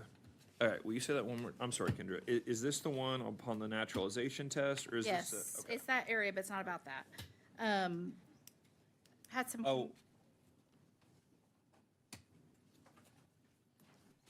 I'm just trying to make sure I'm looking at the right rule. Is this the rule about the final notice of the school board upon any final opportunity to complete continuing education requirements? This is 21020-13-1, number Okay. 3. Okay. All right, so then we would need to pull the whole rule, correct? Yes, Thank you. just that one. Okay. Okay, I'm with you now. So what we could do, if, Board Member Weston, if you're comfortable with the rest of them, would it not be best to have an action item to move forward with all but that rule, and then vote on that, and then come back and revisit the rule? Is that the best? Yes. I just heard wanting a discussion about that before Right. a formal vote was. Well, we have a motion on the table Without a second. without a second to approve them all. This specific one I would like to pull out if possible. I would like to withdraw my nomination at this time. So if he withdraws it, we can just discuss it. That's correct, Right. yeah. So we don't have to take necessarily, let's just, is that okay? Board Member Weston, we just discuss it? Whatever's fine, Before we, okay, yes, ma'am. I've got it in front of me. It's under subchapter 13, everyone, teacher testing. 2 pages there. So there's concern on part 3 Okay. that changing the will to may could create an environment where teachers would be concerned while going to school to become a teacher, that at the end of the day, the certificate's not guaranteed. There's compelling arguments on both sides, so my position is leave that one little section as may and approve the rest of it until we have more time to dig into this deeper. Wait, so leave, leave it as will. Okay, so we're Leave it as looking, will. Do you see what we're talking about, Michael? I absolutely do. Can you give her the context for why was that change made from will to may? In my opinion, will is legally ambiguous by definition. So if you want it to be mandatory, it is best to use a shall or a must, which is under the rules of statutory construction, is almost always taken as a mandatory requirement. May is permissive. We didn't want there to be any ambiguity that simply because if you look at this rule and there be a claim that, well, I passed this test that is based off of the U.S. naturalization test, that means I automatically get a certificate. That's not necessarily the case. If you don't meet other requirements, then you may not get a certificate, which is why it was left as a may, as permissive. But if there's a suggestion that it should be left as will or changed to shall, that's all perfectly fine.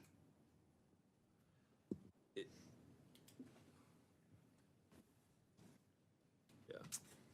The concern is that if we change the language to a may, I'm just trying to make sure I'm following you, Board Member Wesson, is that there could be wiggle room where the certificates are not approved. So you're wanting it to stay at, or the concern is that we may want to keep it at will or shall so that it's an automatic approval?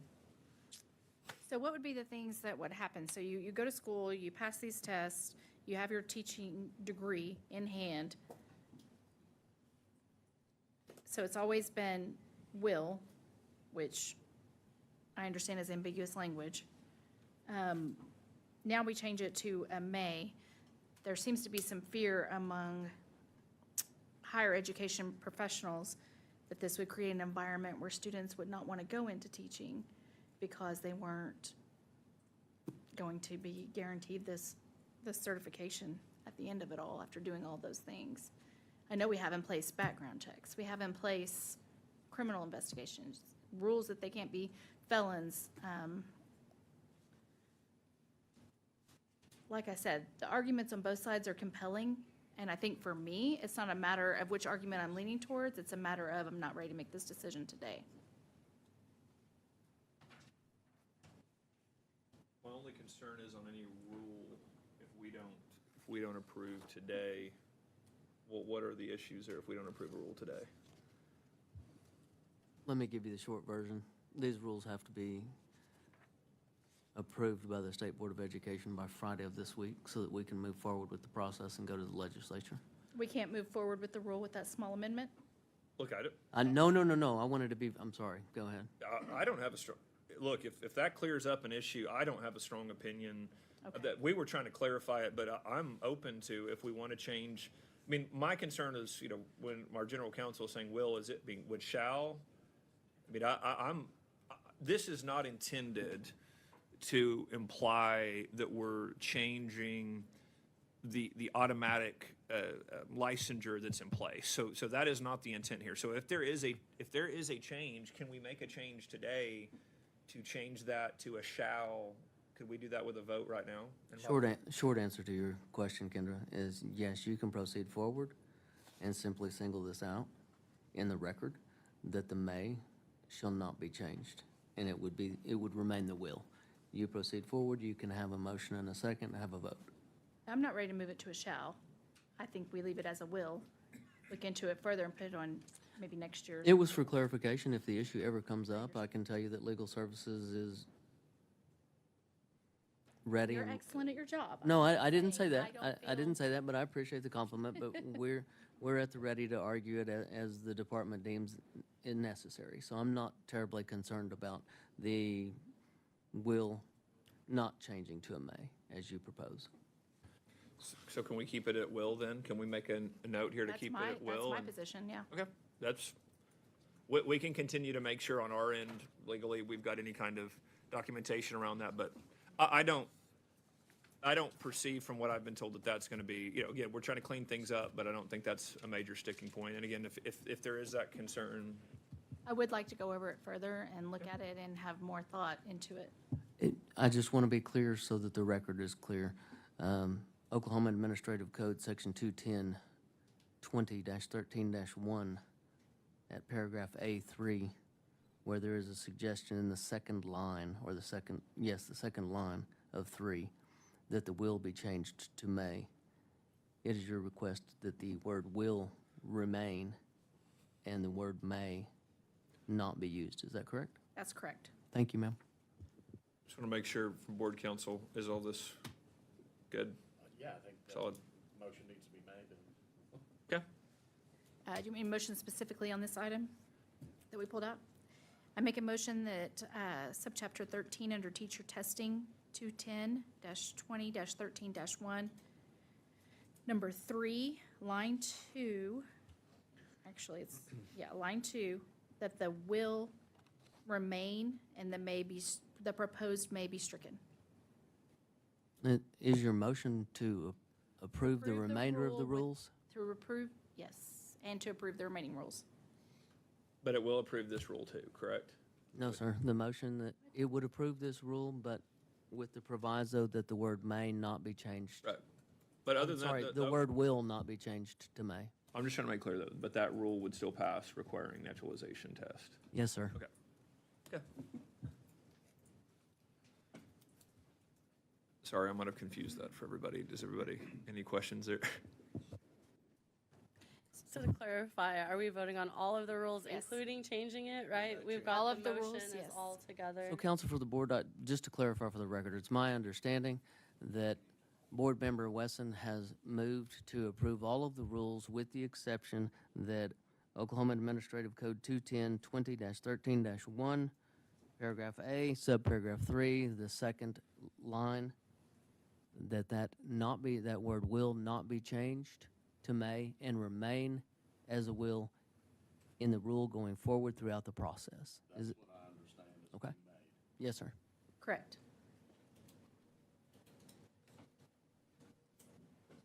Second. We've got a motion and a second. Is there any further discussion before a vote? Okay. Miss Amy, you mind calling roll for us? Mr. Burdick. Aye. Ms. Wesson. Aye. Ms. Quibido. Aye. Superintendent Walters. Yes. Rules pass.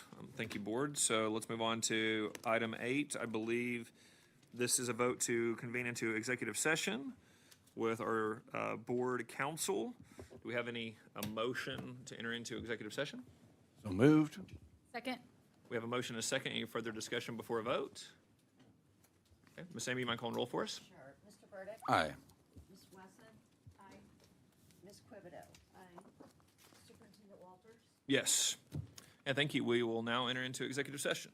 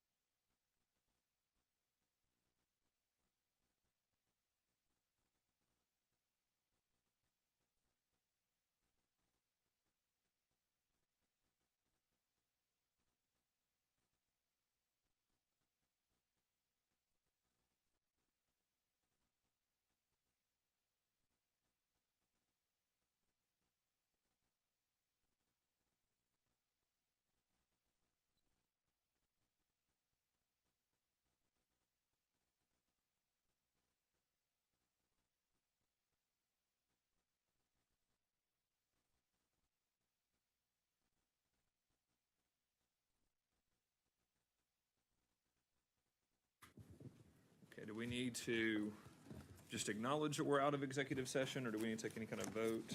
I make a motion to return from executive session. I'll second. Okay, we've got a motion and a second. Any further discussion? Ms. Amy, mind calling a roll call for us here? Aye. Ms. Wesson? Aye. Ms. Quibito? Aye. Superintendent Walters? Yes.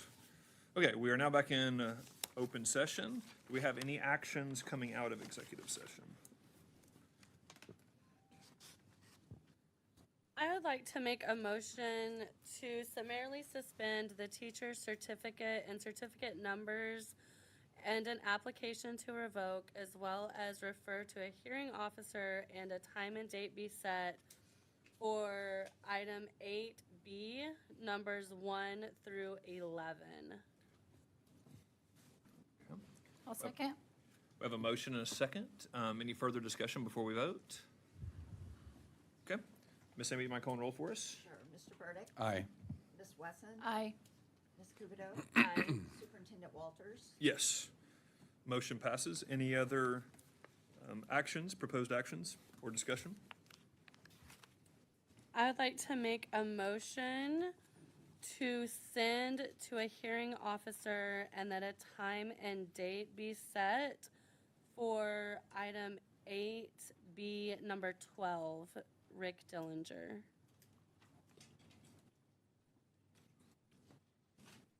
Okay, we have a motion. Do we have a second? Second. We have a motion and a second. Any further discussion before a vote? Okay, Ms. Amy, you mind calling roll for us? Mr. Burdick? Aye. Ms. Wesson? Aye. Ms. Quibito? Aye. Superintendent Walters? Yes. Motion passes. Any further discussion or motions coming out of executive session? I'd like to move to adopt the hearing officer's proposed findings of fact, conclusion, and law on the teacher certificate and certificate number of Russell Fincher. Second. We have a motion and a second. Do we have any further discussion before a vote? Okay. Ms. Amy, mind calling roll for us again? Sure. Mr. Burdick? Aye. Ms. Wesson? Aye. Ms. Quibito? Aye. Superintendent Walters? Yes. Okay, motion passes. Any other discussion or action items coming out of executive session? I'd like to accept the voluntary surrender of teacher certificates and certificate numbers for Suzanne Parker and J. Trent Gibson. Second. We have a motion and a second. Any further discussion before a vote? Mr. Burdick? Aye. Ms. Wesson? Aye. Ms. Quibito? Aye. Superintendent Walters? Yes. Motion passes. Any further discussion or motions? I'd like to move to dismiss the application to revoke and consent order to accept the voluntary surrender of Jennifer Einart. Second. We have a motion and a second. Any further discussion before a vote? Ms. Amy, mind calling roll for us? Mr. Burdick? Aye. Ms. Wesson? Aye. Ms. Quibito? Aye. Superintendent Walters? Yes. Motion passes. Any other discussions or motions coming out of executive session? Okay. Next item on the agenda is new business.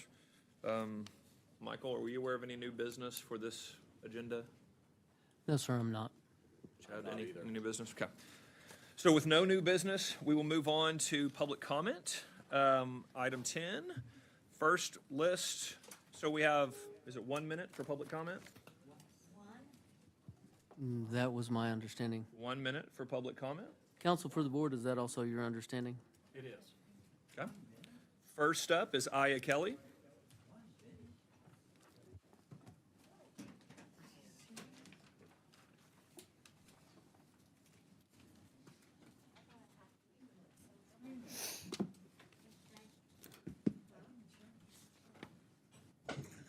Thank you so much, Superintendent Ryan Walters and this board, for inviting and encouraging us to come and share our thoughts and opinions at these meetings.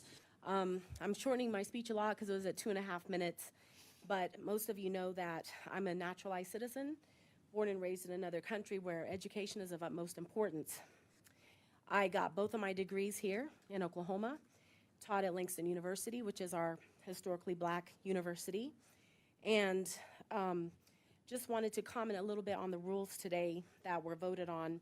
You know, if our test scores aren't skewed, and we have consistently come in the group of the lowest scores, then any educator with a true heart for our students should be for any ideas, new ideas, or those from the past that have been successful when education meant something in the state.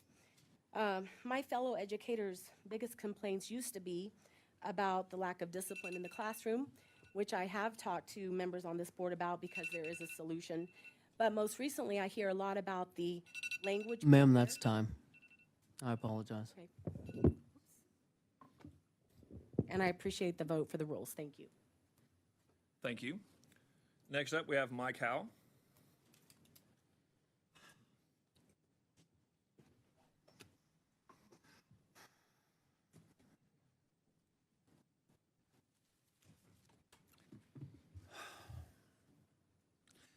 This is democracy. It is very difficult to sit here and listen to arguments in the long history of this country using scripture and weaponizing and abusing scripture to justify bigotry.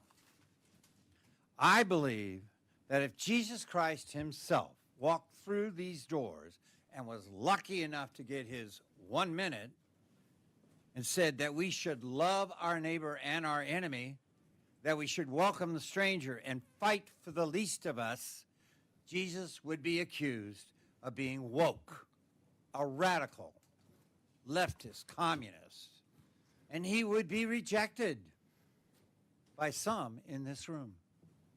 I know, in my belief, Jesus told us that we love all people unconditionally. And that is why I stand here in my belief in Jesus, that love the stranger is unconditional. Jesus did not say we love parts of the people. So I appeal to the board today, be Christians. Because I'm going to ask Sir, every that's time. legislator. Respectfully, that's time, sir. Thank you. Peggy Howe.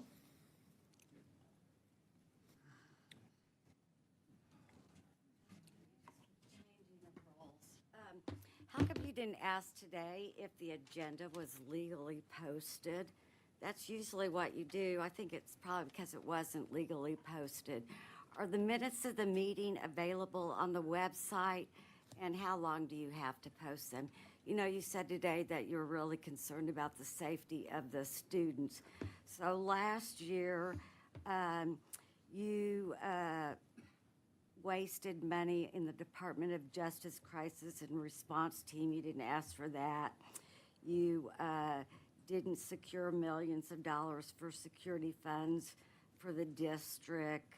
You didn't give funds for purchasing albuterol inhalers, which is a safety issue. You withheld funds for maternity leave, for teachers. Everything that you do seems to be against safety for teachers in schools. Plus, you've changed rules all the time here. You don't really care what people think. Thank you, Peggy. Next up, we have Patricia Moffett.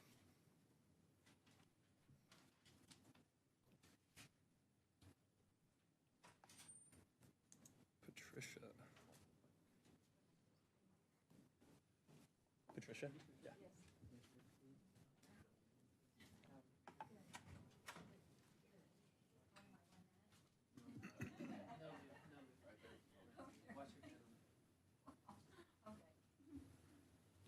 All right.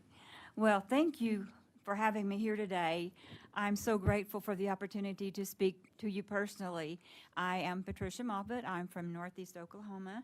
I'm also a member of the Cherokee Nation. But I want to say I appreciate what each of you are doing. I support Ryan Walters and his endeavors to try to make a difference in our education system. And I would just do everything I could in my local community to spread the good word. And I want you to know I am. So I'm trying to be an ambassador for the State Department of Ed. And I also, I do go along with the new rules that you've implemented. So I just want you to know you do have our support. Most of our support is common sense. We've got to do something, and I think that you're trying. So I'm all for you, and thanks for having me here. And just to see here today, I feel like I won the lottery. So my name was chosen. Thanks. Thank you, Patricia. Next up, we have Thomas Suarez.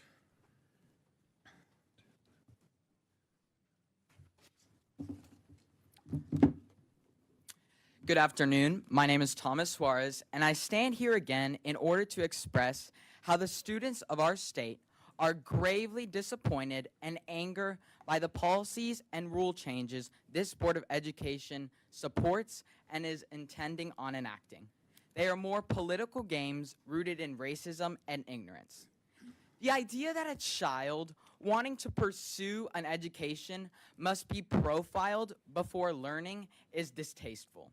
It is sad that you, Mr. Walters, stand here pretending to care about the students, while at the same time advocate for the blatant discrimination of Latino students like me. Do you believe you are better than me because of your skin color? Is a white student superior to a Latino student? I understand your racist beliefs won't accept it, but every single child in our state, no matter their color of skin, sexual orientation, or immigration status, is guaranteed a constitutional right to an education. Thank you, Thomas. Next up, we have Reed Downey.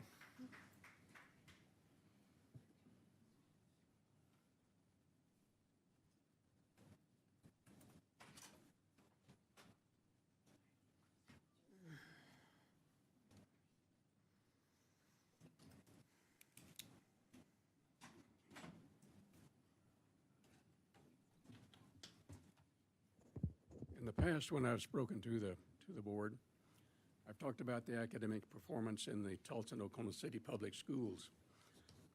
But what about the rest of the state? I'm going to give you some numbers on the counties around the state as far as academic performance. Comanche County has 20,000 students. 6,000 are proficient in English, 4,500 in math.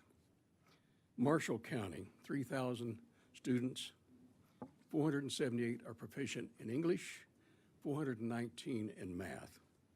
Murray County, 2,000 students, 654 proficient in English, 560 in math. The problems are not just in Tulsa and Oklahoma County, in Tulsa and Oklahoma City. It's statewide. The entity that is most responsible for the academic performance of our students is a school board. Somebody's not doing their job. It's their sole responsibility the kids get a good education. They have failed. We've got to do something about our school boards. One thing would be to pass the change in the school board election date so we get more reform-minded. Thank you, sir. running That's your for the time. school board. I appreciate it. Thank you, Reed. Next up, we have Ashley Hall.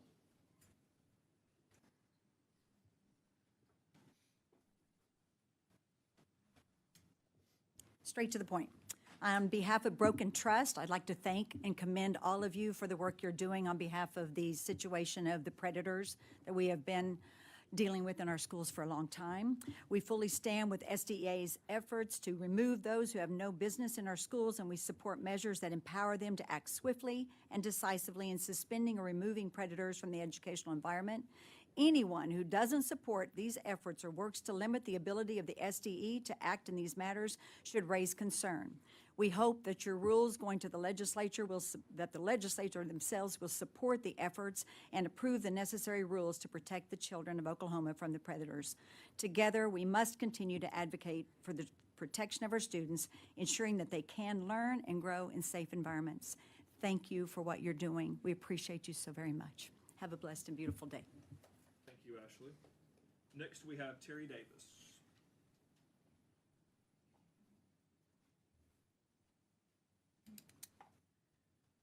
I'm going to make it fast. I'm Terry Davis, the widow of Porter Davis, who is a political activist in our Republican Party. And I am a mother and grandmother of 3 children and 4 grandchildren. I want to thank you, Ryan Walters, for the phenomenal job you're doing. You are bringing truth and God's Word with your leadership and all that you're doing. Thank you, thank you, thank you. I know that you have been embroiled and embattled with the press and all this that are going against you, but there is a huge level of people like me who appreciate what you're doing and the sacrifice you're giving to do what you're doing every single day. Thank you. Thank you, Terry. Next up, we have Casey Burnett. Casey Burnett.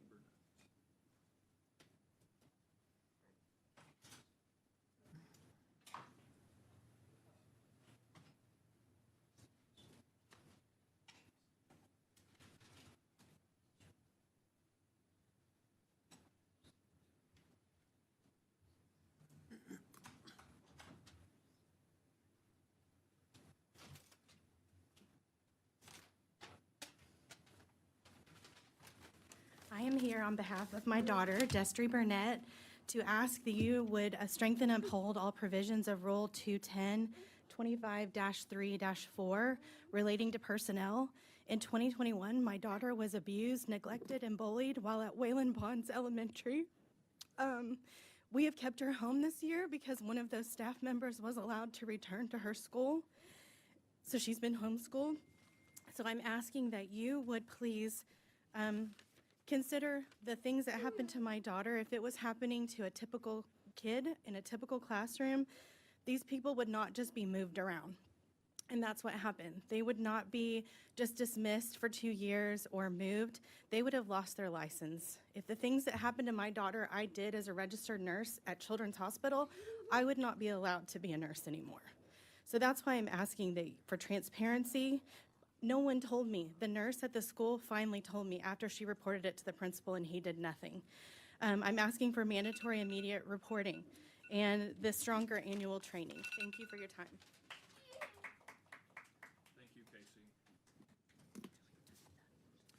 That ends our public comment period. I don't have anything else on the agenda. Board, if there's any comments or motion to adjourn, we'll look at that now. Make a motion to adjourn. I'll second. We have a motion and a second. Any further discussion? Miss Amy, can you call roll for us, please? Sure. Mr. Burdick? Aye. Ms. Wesson? Aye.